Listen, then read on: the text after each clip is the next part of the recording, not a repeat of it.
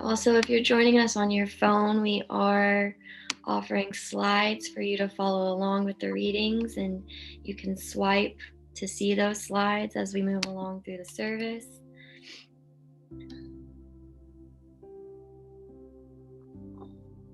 Okay, thank you, Athena. This is chapter 12 from the Tao Te Ching. The 5 colors blind the eye. The 5 tones deafen the ear. The 5 flavors cloy the palate.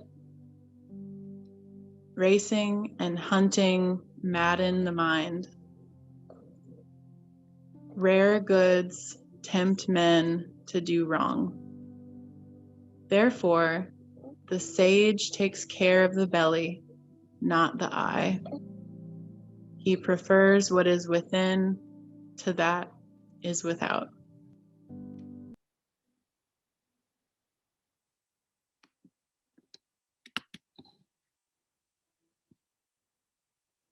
This is our reading we do every Sunday together, a litany of gratitude. I invite you all to unmute your mics if you're in a quiet enough place and read with me the parts of the reading that say, "We live in all things live in us." So as Athena mentioned, you can follow along on the slide if you just swipe until you see it on your screen. So here we go.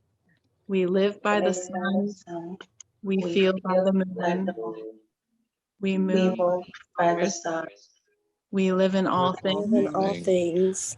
All things live in us. We eat from the earth. We drink from the rain. We breathe of the air. We live in all things. All things live in us. We call to each other. We listen to each other. Our hearts deepen with love and compassion. We live in all things. All things live in us. We depend on the trees and animals. We depend on the earth. Our minds open with wisdom and insight. We live in all things. All things live in us. We dedicate our practice to others. We include all forms of life. We celebrate the joy of living and dying. We live in all things.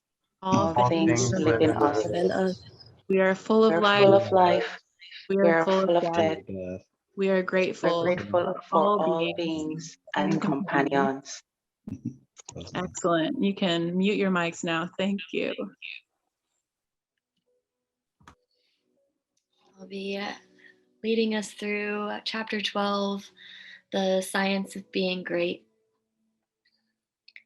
No doubt you have many problems, domestic, social, physical, and financial, which seem to you to be pressing for instant solution. You have debts that must be paid or other obligations that must be met. You are unhappily or inharmoniously placed and feel that something must be done at once. Do not get into a hurry and act from superficial impulses. You can trust God for the solution of all your personal riddles. There is no hurry. There is only God, and all is well with the world. There is an inconceivable power in you, and the same power is in the things that you want. It is bringing them to you and bringing you to them. This is a thought that you must grasp and hold consciously, that the same intelligence that is in you is in the things you desire. They are impelled toward you as strongly and decidedly as your desire impels you toward them. The tendency, therefore, of a steadily held thought must be to bring the things you desire to you and to group them around you. So long as you hold your thought and your faith right, all must go well. Nothing can be wrong but your own personal attitude, and that will not be wrong if you trust and are not afraid. Hurry is a manifestation of fear. One who fears not has plenty of time. If you act with perfect faith in your own perceptions of truth, you will never be too late or too early, and nothing will go wrong.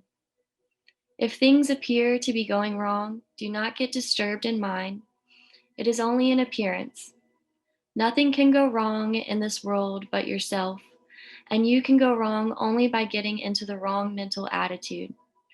Whenever you find yourself getting excited, worried, or into the mental attitude of hurry, sit down and think it over. Play a game of some kind, or take a vacation. Go on a trip, and all will be right when you return. So surely as you find yourself in the mental attitude of haste, just so surely may you know that you are out of the mental attitude of greatness. Hurry and fear will instantly cut your connection with the universal mind. You will get no power, no wisdom, and no information until you are calm. And to fall into the attitude of hurry will check the action of the principle of power within you. Fear turns strength to weakness. Remember that poise and power are inseparably associated. The calm and balanced mind is the strong and great mind. The hurried and agitated mind is the weak one. Whenever you fall into the mental state of hurry, you may know that you have lost the right viewpoint. You are beginning to look upon the world or some part of it as going wrong. At such times, read chapter 6 of this book. Consider the fact that this work is perfect now with all that it contains. Nothing is going wrong, nothing can be wrong. Be poised, be calm, be cheerful. Have faith in God. Next, as to habit, it is probable that your greatest difficulty will be to overcome your old habitual ways of thought and to form new habits. The world is ruled by habit. Kings, tyrants, masters, and politicians hold their positions solely because the people have come to habitually accept them. Things are as they are only because people have formed the habit of accepting them as they are. When the people change their habitual thought about governmental, social, and industrial institutions, they will change the institutions. Habit rules us all. You have formed perhaps the habit of thinking of yourself as a common person, as one of a limited ability, or as being more or less of a failure. Whatever you habitually think yourself to be, that you are. You must form now a greater and better habit. You must form a conception of yourself as a being of limitless power and habitually think that you are that being. It is the habitual, not the periodical thought that decides your destiny. It will avail you nothing to sit apart from a few moments several times a day to affirm that you are great. If during all the balance of the day, while you are about your regular vocation, you think of yourself as not great, no amount of praying or affirmation will make you great still. Sorry, can't see the text. No amount of praying or affirmation will make you great if you still habitually regard yourself as being small. The use of prayer and affirmation is to change your habit of thought. Any act, mental or physical, open, repeated, becomes a habit. The purpose of mental exercise is to repeat certain thoughts over and over until the thinking of those thoughts becomes constant and habitual. The thoughts we continually repeat become convictions. What you must do is to repeat the new thought of yourself until it is the only way in which you think of yourself. Habitual thought, and not environment or circumstance, has made you what you are. Every person has some central idea or thought, form of themselves, and by this idea they classify and arrange all his facts and external relationships. You are classifying your facts either according to the idea that you are a great and strong personality, or according to the idea that you are limited, common, or weak. If the latter is the case, you must change your central idea. Get a new mental picture of yourself. Do not try to become great by repeating mere strings of words or superficial formulas, but repeat over and over the thought of your own power and ability until you classify external facts and decide your place everywhere by this idea. In another chapter, we will be found an illustrative mental exercise and further directions on this point. So, with that reading and the Tao Te Ching in mind, we will take 5 minutes to reflect on what came up for us. And we have some questions to prompt you in that exercise. How can these readings be viewed through the lens of the sacred mushroom? And how can these readings be applied to reflect everyday life? So if you don't have a journal today, that's okay, and you can reflect on these readings. If you have one, we'll take 5 minutes to share.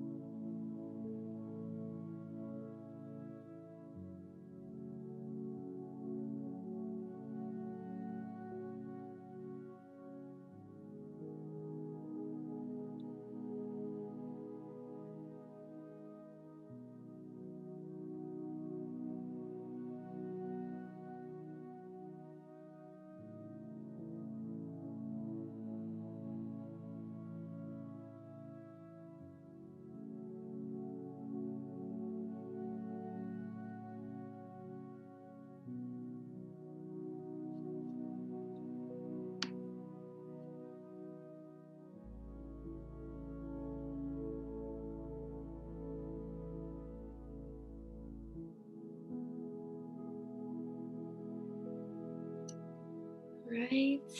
I'd like to come back.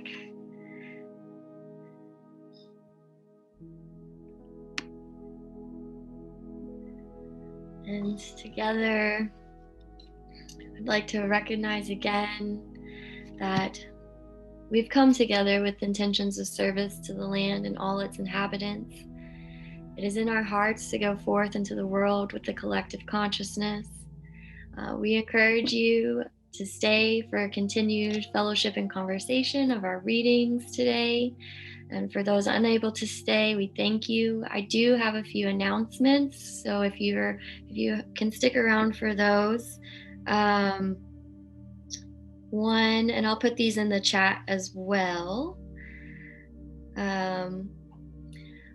We will be streamlining many of our communications here soon.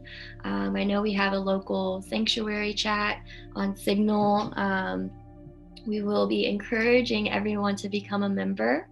And through that, we have a private, secure Telegram member chat available for those who are interested in connecting in that kind of way. So it is a $35 annual membership. And so we just really encourage everyone take the time to get to know us in that way and become a member. Eric and Courtney will be traveling on August 1st, Sunday, August 1st, and I will need some assistance with the readings. So if that's something you're interested in helping me with, you can reach out to me at athena@sanctuary.org. And we can see if that's something you'd like to do. And then we will be celebrating the ordination of Eric on August 15th, following our Sunday service.